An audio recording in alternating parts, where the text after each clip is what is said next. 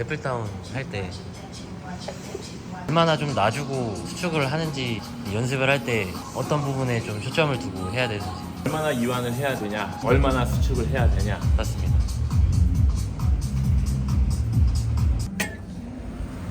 아침에 운동했는데 이제 한 번 더 하려고. 근데 옷을 안 챙겨왔어. 막 빨아가지고 안 마를 것 같다 그러는데 내가 봤을 때는 마를 것 같아.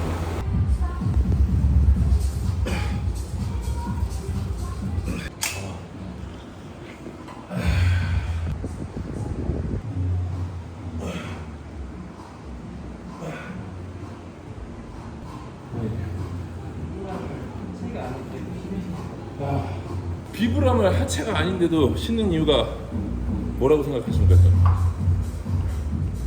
접지.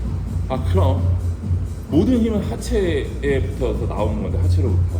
발바닥이 고정돼야지만 고관절을 쓸 수 있고 그래야지만 상체를 쓸 수 있기 때문에 당연히 하체 하는 날만 비브람, 매트콘 신고 상체 하는 날은 러닝을 신고 하는 사람들이 있어. 시티로 머신 같은 거 있잖아.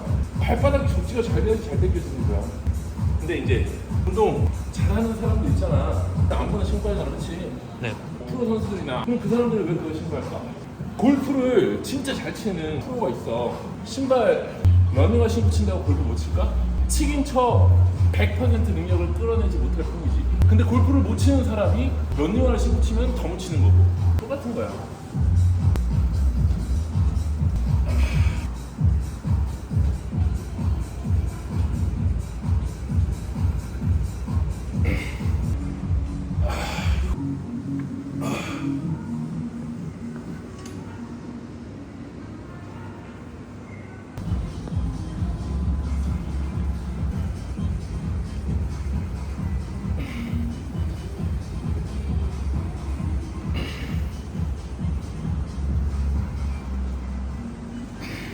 세 개 정도는 호흡을 참고 오셨는데 조금 중량이 올라가거나 아니면 중간중간 스트레스 몇 지점에서 호흡을 뱉으시는 이유는 숨이 차서이기 때문에 숨이 차서지.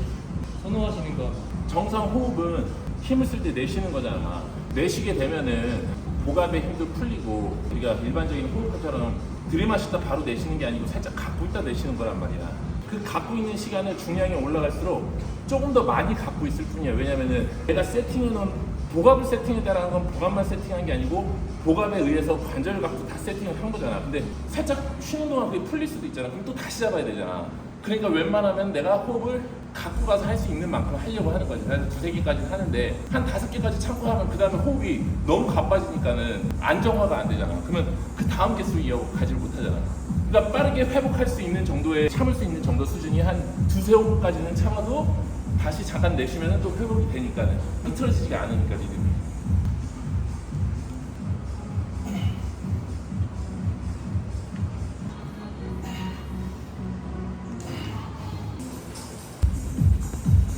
이제 랩풀다운 할 때 초보분들 같은 경우는 얼마나 좀 놔주고 수축을 하는지 그런 것들에 대해서 감각이 좀 무딘데, 연습을 할 때 어떤 부분에 좀 초점을 두고 해야 되는지. PT 하는 사람 말고 일반적인 사람, 맞습니다. 그러니까 얼마나 이완을 해야 되냐, 얼마나 수축을 해야 되냐. 맞습니다.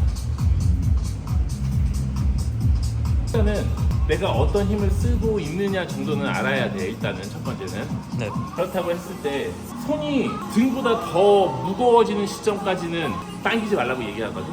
그러니까 우리가 잡아당기는 행위 자체가 등 근육을 사용할 수밖에 없는 조건이잖아. 등을 사용하고 싶지 않아도 일단 등이 사용이 돼야지만 내려오는 거니까는.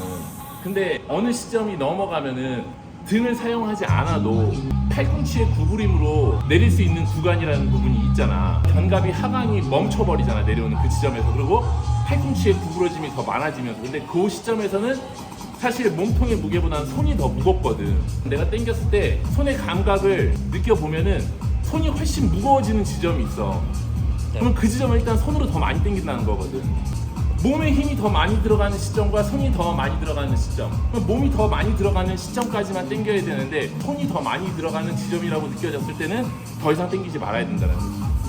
이완하는 지점은 내가 가져올 수 있는 부분까지만 이완하라고 내가 항상 얘기를 하잖아. 우리가 랩 다운을 늘렸어. 그 현 상태에서 어떠한 변화 없이 바로 수축으로 연결할 수 있다면 그 지점까지 당기면 되는데, 예를 들어서 내가 쭉 이완을 했어. 네. 근데 즉각적으로 당기지 못하고 어떤 당김을 만들기 위해서 한쪽 어깨를 더 들썩인다거나 몸에 눕는 힘을 더 증가시킨다거나 어떤 다른 힘의 도움으로 첫 당김이 시작된다면 거기까지는 늘리면 안 된다는 거지. 당기는 지점으로 한번 봐봐. 내 견갑골하고 팔꿈치를 집중적으로 한번 찍어봐. 난 이 지점에서 당길 수 있어. 네. 근데 보면 알겠지만은 몸은 살짝 들렸다가 내려오지만은 견갑골은 들리지 않아. 근데 이 지점에서 만약에 내가 뺐다가 당겨야 된다거나, 네. 특히나 이제 제일 많이 일어나는 현상이 이런 거지.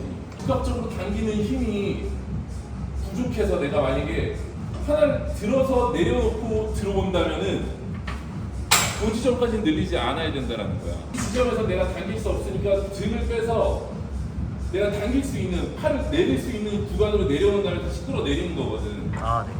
이거랑 똑같은 거잖아. 스쿼트에서 일어날 수 있는 힘이 있어야 되는데 일어나는 힘이 없으면은 한쪽으로 빼놓고 나서 관절로 지지해서 일어나면은 일어날 수 있잖아. 근데 이러한 미세한 움직임이 나오는 걸 근데 결국은 감지할 수 있어야 되거든. 혼자서 운동한다면. 근데 만약에 그걸 내가 감지 못한다면 영상 찍어야지 뭐. 손바닥이 혹시 크면은 안정성이 더 올라가나요? 난 그렇다고 봐. 발바닥이 넓으면 안정화가 좋고, 실질적으로 그래서 회원들 중에 키가 188 정도 되는데 다리 나보다도 작어. 확실히 불안정해.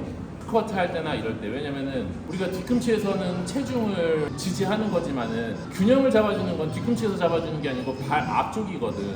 앞으로 넘어가는 거에 대한 균형을 잡아주는 거, 결국 균형을 잡는 역할은 발 앞쪽에서 다 하는 건데, 그 면적이 좁고 높이가 레깅스가 길으면 훨씬 불안정하잖아. 네. 똑같은 거야, 손도. 손바닥이 크면 클수록 훨씬 더 안정적이지. 손이 작아? 작다고 생각을 했었는데 예전에 대표님이랑 해봐. 대보니까 똑같아. 그랬었습니다.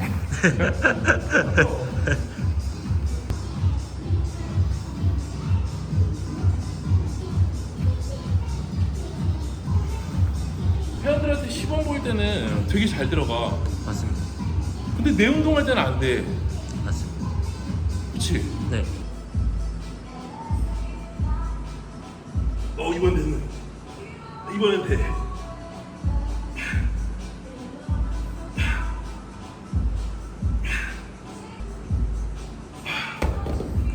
이번엔 됐어.